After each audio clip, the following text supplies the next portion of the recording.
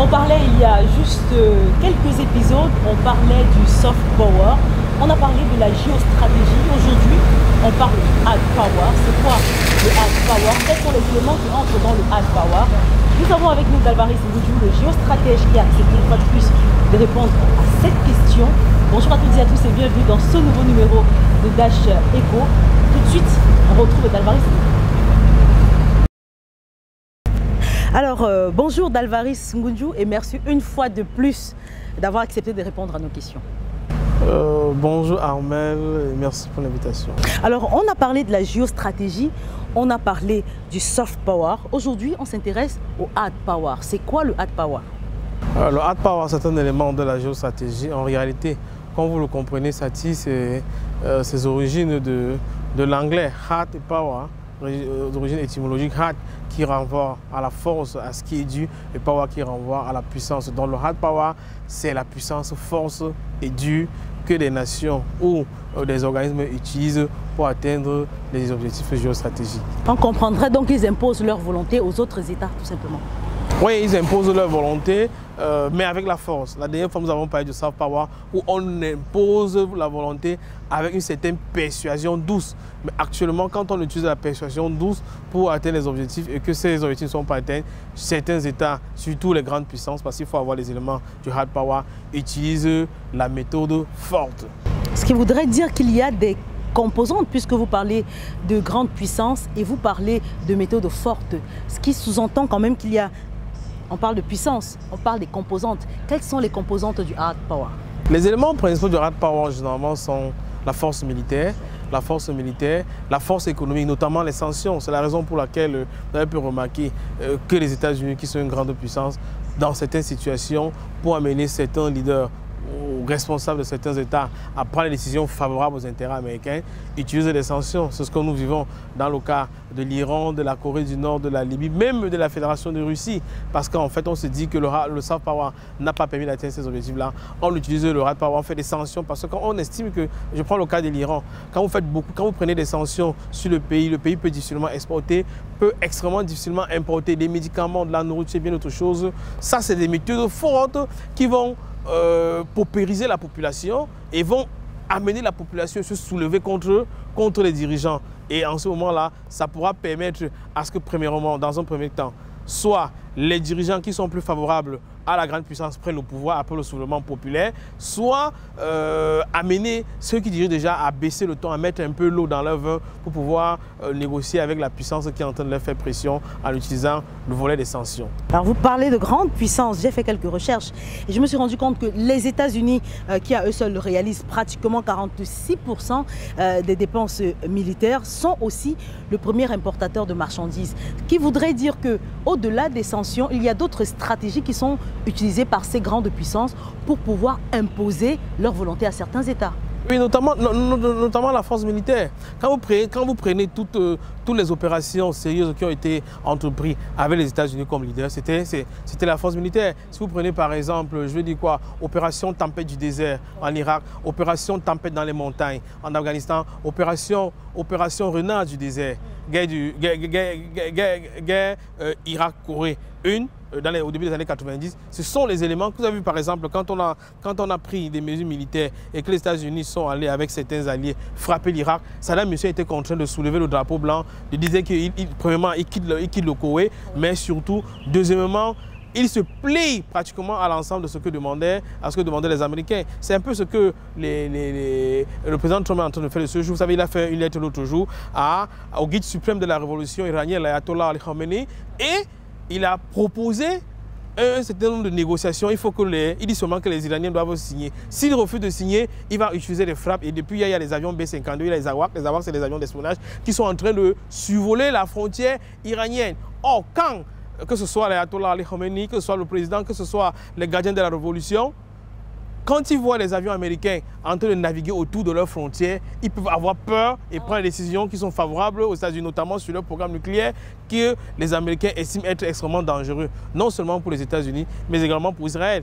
Donc, ce sont les éléments que prennent ces grandes puissances-là, et généralement, parfois, ils atteignent leurs objectifs. Mais il faut vraiment que ce soit une grande puissance, parce qu'il faut avoir les éléments qui vous permettent d'agir dans ce sens-là. Je n'ai pas besoin de revenir sur ce qui se passe il y a de cela à peine quelques jours, 48, 72 heures, avec les frappes américaines sur Sanaa au Yémen, sur les Houthis au Yémen, et qui poussent les Yéménites, enfin, qui veut amener les Yéménites à revoir leur politique vis-à-vis d'Israël. Parce que les Yéménites, vous savez aussi, font la pression sur Israël, disant qu'ils soutiennent Gaza et que si les Israéliens n'arrêtent pas de frapper Gaza, si les Israéliens n'arrêtent pas d'affamer les enfants de Gaza, ils vont continuer à frapper jusqu'à Tel Aviv. Donc, ce sont les éléments de l'actualité qui montrent clairement que le hard power est utilisé par les grandes puissances pour atteindre des objectifs. Mais est-ce qu'on ne parlerait pas, d'Alvarez Ngoudiou, de violation de territoire ou de frontières? Est-ce que les Américains ont ce droit de violer ou de traverser les frontières juste parce qu'il faut mener des frappes ou alors imposer une volonté à un certain État qui peut être un État démocratique? En principe, Armel Nga, c'est triste de le dire, mais le droit en matière de géostratégie, c'est fait pour les pauvres et c'est fait pour les faibles. Les grandes puissances ne s'en comptent pas de cela. Je vais vous dire quelque chose. Vous savez, par exemple, dans le monde entier, il y a une cour de la Haye qui est la CPI, où la plupart des nations de la planète, un certain nombre de nations ont signé, et les États-Unis utilisent parfois la CPI pour atteindre les objectifs. Alors que dans la Constitution américaine, il est clairement écrit, j'oublie l'article, que s'il arrive un jour qu'un ressortissant américain, soldat ou quoi que ce soit, qui ait fait quoi que ce soit de par le monde entier, si on l'arrête dans un pays et qu'on parte avec lui à la Haye, pour le mettre en prison, les Américains ont le droit de décoller leur avion, aller bombarder la prison, prendre leurs soldats et rentrer avec en arrière. Ça veut dire que là, c'est du droit ou le droit de la force? Ça, c'est le droit de la force. Justement pour dire qu'en fait, en matière de hard power, on ne respecte pas forcément le droit. Que ce soit un État démocratique ou pas, etc., etc., on ne respecte pas cela. Et là, on peut faire un bilan très simple. Vous savez, quand les gens sont partis en Irak disant qu'ils apportaient la démocratie, nous sommes à combien d'années après le décès de Saddam Hussein? Est-ce qu'il y a la démocratie? Est-ce qu'il y a la paix en Irak? Non. Si nous faisons le bilan de ce que l'OTAN a fait en Libye, par exemple, un pays qui était prospère, qui avait la paix, qui était extrêmement riche, pratiquement tout était gratuit. Est-ce que quand on fait le bilan de ça aujourd'hui, c'est vraiment une démocratie? Vous avez vu ce qui s'est passé tout récemment, ce que l'on a fait contre le président Bachar al-Assad en Syrie? Mais des gens sont partis, ils ont dit qu'ils apportent la démocratie, mais dès qu'ils arrivent au pouvoir, ils commencent à dire que les femmes doivent parler à l'université, les femmes doivent se voiler, etc., etc., etc. Est-ce que ça a quelque chose à voir avec la démocratie? On dit clairement non. Mais puisque ceux qui sont au pouvoir aujourd'hui, là, AIS, sont en oreille de sainteté avec la Turquie qui travaille avec les États-Unis, deuxième armée de l'OTAN après les États-Unis, vraiment, il faut pratiquement fermer les yeux dessus. Donc, vous dites que ce n'est pas une question de démocratie, ce n'est pas une question de droit, c'est une question d'intérêt. Mais justement, on parlait lors d'un épisode, de nos épisodes, du soft power qui est en opposition avec le hard power. Mais la question que je veux vous poser est celle de savoir, entre les deux, où se niche le véritable pouvoir? En réalité, on manie les deux ensemble. On manie les deux ensemble, mais les États extrêmement sérieux parfois utilisent beaucoup plus le soft power, parce que le soft power est doux. Comme on dit, c'est extrêmement doux. Et c'était les grandes règles du jeu. C'est quoi? C'est la même de fait dans les gants de velours. Ça veut dire qu'en réalité, au début, c'est des gants doux qu'on voit. Pourtant, à l'intérieur, il y a une très grande puissance. Quand on voit les Chinois, par exemple, quand ils viennent avec l'Institut Confucius, c'est la langue Confucius, c'est la philosophie chinoise, c'est la culture chinoise. Pourtant, à l'intérieur, il y a une très grande puissance nucléaire qui pratiquement domine le monde entier sur beaucoup d'aspects. Dont les enfants chinois que vous voyez là, dont la plupart ne sont que des étudiants, dont les petits restaurateurs chinois, la plupart sont des militaires qui ont un service militaire, qui font des belles routes en Afrique, mais en réalité qui peuvent facilement réagir quand il faut aller dans d'autres sens. Donc, ce qui voudrait dire que les Chinois, par exemple, je reste avec eux, mènent des activités intelligentes sur le continent africain. Oui, pas seulement sur le continent africain. Pas seulement, je prends un exemple très simple. Il y a de cela quelques années, nous avions des difficultés à Addis Abeba, au siège de l'Union africaine, pour avoir un vrai siège. Parce qu'on a un siège qu'on a fait les années 70, c'était déjà extrêmement dépassé. La Chine, extrêmement gentille, entre guillemets, extrêmement douce, entre guillemets, a dit OK, à tout le continent africain, nous allons offrir un siège entièrement neuf et totalement équipé. Offrir, merci, pardon. Et maintenant, arrivé en ce moment-là, les Chinois, ils ont tout construit. Il y a à peine 2 ou 3 ans, si je me trompe, on était à 10 à un sommet et la question avait été abordée. Il savait que généralement, autour de minuit à une période, on a comme l'impression que tous les serveurs de l'Union africaine sont en train de fonctionner. Et ça a été établi qu'en fait, à un certain moment, les données, il y a des portes dérobées qu'on essaie des ordinateurs qui prennent toutes les données de l'Union africaine et qui transfèrent ça vers la Chine. Et c'est quelque chose qui ne va pas être différent chez nous. Moi, je prends l'exemple du Cameroun. Alors qu'au début, c'est quelque chose de doux, c'est quelque chose de gentil, mais c'est une nation sérieuse qui vous offre les choses gratuites là vraiment. Alors qu'en réalité, ils atteignent les intérêts. Je prends l'exemple du Cameroun. Le Cameroun, par exemple, vous savez, il y a cela quelques temps, notre Parlement a été conçu par des Chinois. Je crois qu'on a inauguré ça la semaine dernière.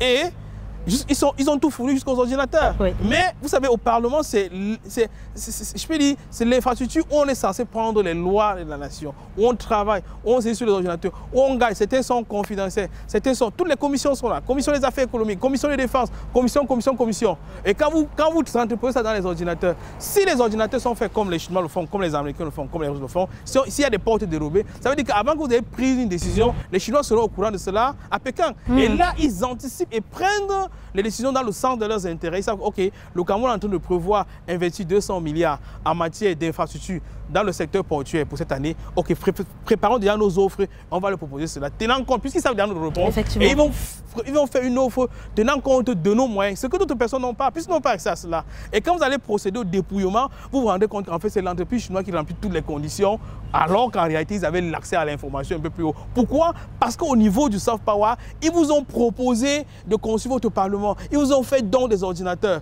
Parce que vous étiez un pays pour vous avez accepté tout cela, alors que chaque don qu'ils vous ont fait, c'est un élément de domination qu'ils utiliseront contre vous. Ah, très bien, on comprend très bien l'initiative de la ceinture et de la route justement par les Chinois. Alors revenons un peu sur le continent africain.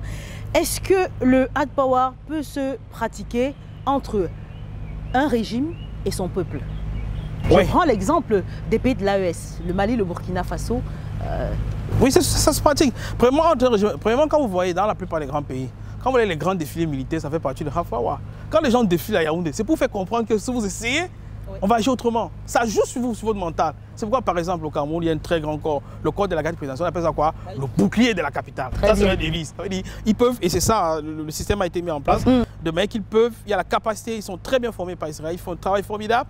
Rien que la garde présidentielle au Cameroun est capable de tenir 2 mois contre tout le reste de l'armée camerounaise. Ils peuvent tenir, s'il faut que toute l'armée se soulève, ils peuvent tenir pendant longtemps ce qu'on appelle le bouclier de la capitale. C'est pourquoi quelqu'un avait dit un jour, quand Yaoundé respire, le Cameroun vit. Très bien. En d'autres termes, quand Yaoundé est bien paré, et c'est ça dans le truc que les gars de la GP, quoi, toujours paré. Quand Yaoundé est bien paré, on peut faire le reste du travail ailleurs. Les gars de l'AES, justement, comme vous avez dit, quand vous voyez les éléments de l'AES, quand ils reçoivent du matériel militaire de la Fédération de Russie, ça atterrit, que ce soit à Bamako, à Addis ou à Niamey, quand ils filment tout cela, quand ils font diffuser dans les médias, vous pensez quoi?